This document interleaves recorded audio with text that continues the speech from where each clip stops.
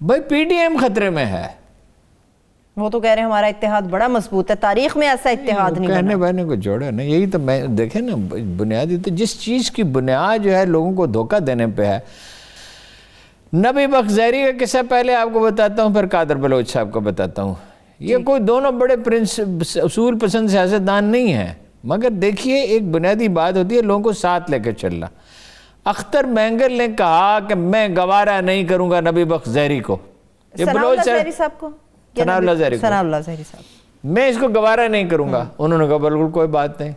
وہ اکبر بگٹی کے ساتھ انہوں نے یہی کیا تھا. اکبر بگٹی سے کہا یہ تھا فرش پہ بیٹھیں گے تو اکٹھے بیٹھیں گے, کرسی پہ بیٹھیں گے اکٹھے بیٹھیں گے. ان کو ڈمپ کر دیا تھا. یہ ڈمپ کرتے ہیں لوگوں کو, پہچانتے نہیں ہیں جب ضرورت پڑے. تو وہ قادر بلوچ کی دو شکایات ہیں. ایک شکایت یہ ہے کہ مجھ سے بلوچستان کے بارے میں کبھی مشورہ ہی نہیں کیا, اور مجھے وہ بظاہر دیجی صاحب بلوچستان سے کوئی تعلق نہیں تھا, وہ بلوچستان سے تھے. اچھا, نظر انداز کیا, اہمیت نہیں دی. انہیں چالاک لوگ اچھے لگے, تیز ترار رکھتے ہیں. ان کون لوگ اچھے لگتے ہیں؟ پرویز رشید, نجم سیٹھی, وہ سیفما والا امتیاز عالم, یہ اس طرح کی مخلوق اچھی لگتی ہے جو ایک تو اینٹی پاکستان ہو, کچھ اینٹی آرمی ہو, اور مطلب یہ ہے کہ کوئی حربے استعمال کرنا سکھائیں. انہیں کوئی سمپل وفادار آدمی اچھا نہیں لگتا, اس کو ڈم کر دیا. اچھا خیر, وہ اپنے ثناء اللہ زہری صاحب جو ہیں ان کے اپنے بھی پرابلمس تھے کہ وہ کوئی زیادہ ٹائم کوئٹہ میں صرف نہیں کرتے تھے یا اپنے گھر میں صرف کرتے تھے. وہ بلوچ سردار ہے, نزاکتوں کو ملحوظ رکھنا ہوتا ہے. کسی کو اندازہ نہیں ہے کہ ضیاء الحق افغان لیڈروں کو کس طرح ساتھ لے کے چلتا تھا. قبائلی لوگوں کی خاص نفسیات ہوتی ہے.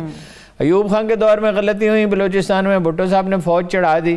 ضیاء الحق کے دور میں کیوں ایسا نہیں ہوا؟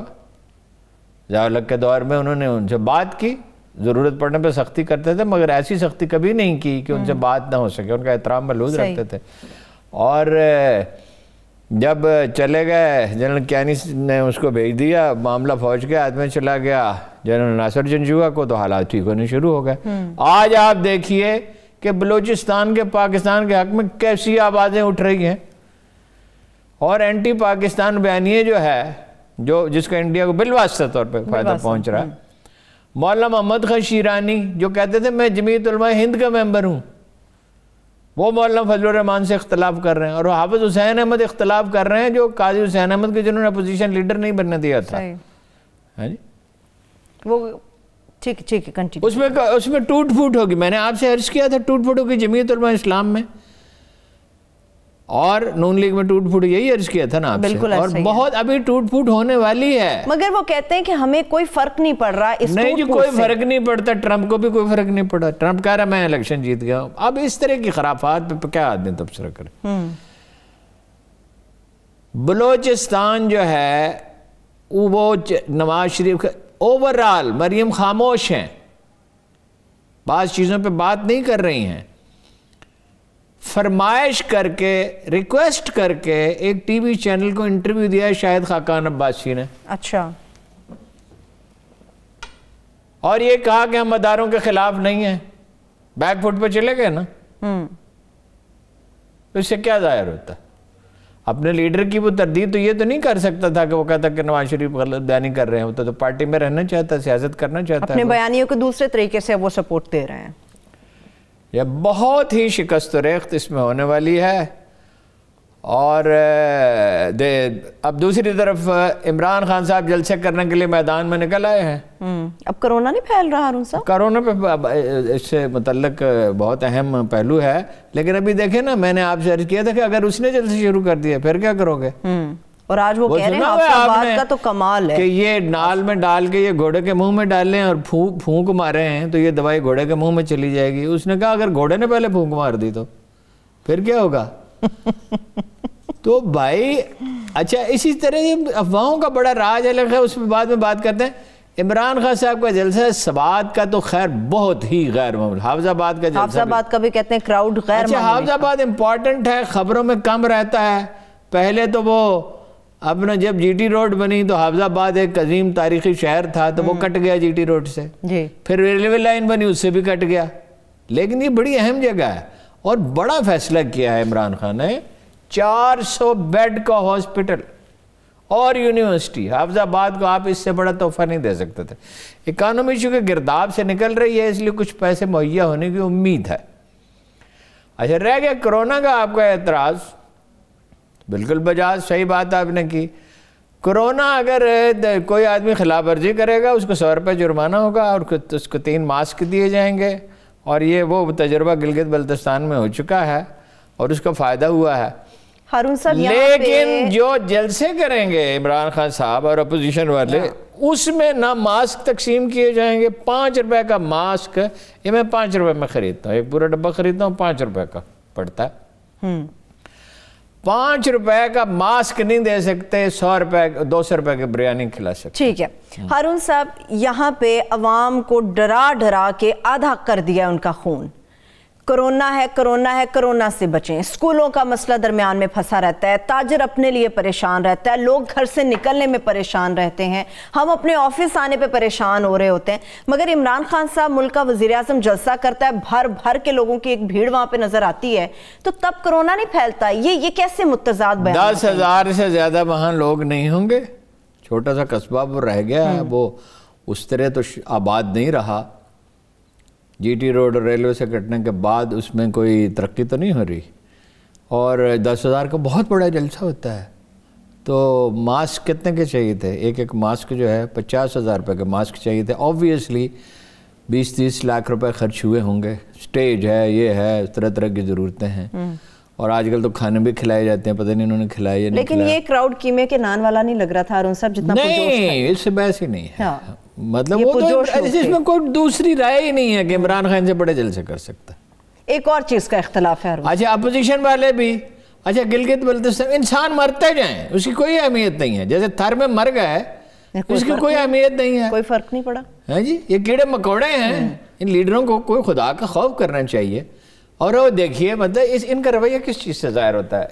مخالفین کے بارے میں آدمی کا جو طرز عمل ہوتا ہے، آریانہ فلانچی سے بھٹو نے خود کہا تھا کہ دیکھنا یہ ہوتا ہے کہ آدمی کا، نہیں آریانہ فلانچی نے کہا، ساری جو سب سے اچھے انٹرویو کرنے والی خاتون تھی، اس کی کتاب ہے جو جرنلزم کے اسٹوڈنٹس کو پڑھنی چاہیے، interviews with history. Interviews with history امام خمینی کا بھی کیا اس نے، قذافی کا بھی کیا، بھٹو کا بھی کیا، دنیا کے بڑے لیڈروں کا انٹرویو کیا اس نے۔ تو کہ دیکھنا ہوتا ہے مخالفین کے ساتھ آدمی کا ایٹیچیوڈ کیا ہے۔ ابھی بھٹو صاحب اقتدار میں آئے تھے، وہ اس کی تفصیل پھر کبھی بیان کروں گا کہ کیسے انہوں نے اس کو پرسو کیا کہ یہ اس سے کاٹ دو اور یہ کاٹ دو، اور اس نے ظاہر ہے نہیں مانی۔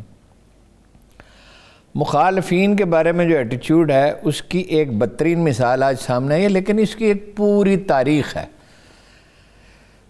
علی امین گنڈا پور نے جو کچھ مریم نواز سے کے بارے میں کہا اور جو کچھ بلاول کے بارے میں کہا، وہ نہایت افسوسناک ہے۔ ٹی وی چینل دکھاتے رہے، ہم نہیں دکھائیں گے، ہم نہیں دکھائیں گے ہارون صاحب، ہم بالکل سے گرا ہوا کام، بالکل نہیں دکھائیں گے۔ یہ بالکل یعنی کوئی اگر اخلاق ہے، یہ کلچر ہمیشہ سے بر صغیر میں چلاتا ہے، جب سے سیاسی غیر ذمہ داری کا ایٹیچیوڈ ہے۔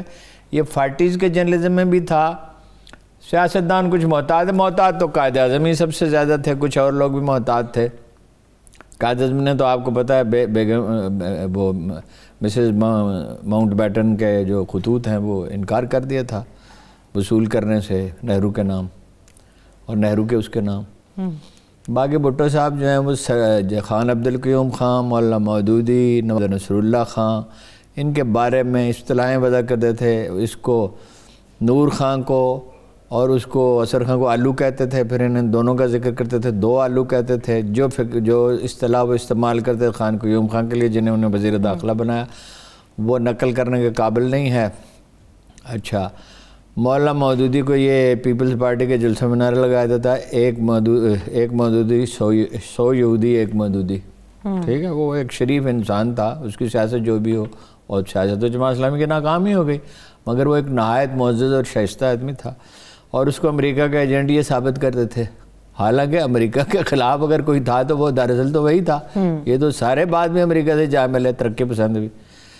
اچھا، پھر یہ نواز شریف نے تو اتنی بڑی کریکٹر اسیسینیشن کیمپین کی۔ میں صرف اگر عمران خان کے بارے میں کیمپین کی آپ کو تفصیلات بتاؤں، وہ تو بہت پیپلز پارٹی کا بہت ذکر ہوتا ہے، بجا طور پہ ہوتا ہے، محترمہ کی تصاویر ماں بیٹے کی، محترمہ نصرت بھٹو کی بھی، اس کی بھی، اور وہ ہیلی کاپٹروں سے گرائیں، جہازوں سے گرائیں، تقسیم کی، جتنی کر سکتے تھے۔ عمران خان کی تصاویر جو ہیں یہ مجید نظامی کو دے کے آئے، کچھ اصلی، کچھ جعلی، کوئی یہ اس کی فوٹوشاپ تو ویسے ہی بڑا چل جاتا ہے۔ اچھا، جمائمہ پہ ٹائلوں کا مقدمہ، نادر ٹائلیں ہیں جو سمگلنگ کی جا سکتی، جی، بیرون ملک لے جائی نہیں جا سکتی، جرم ہے۔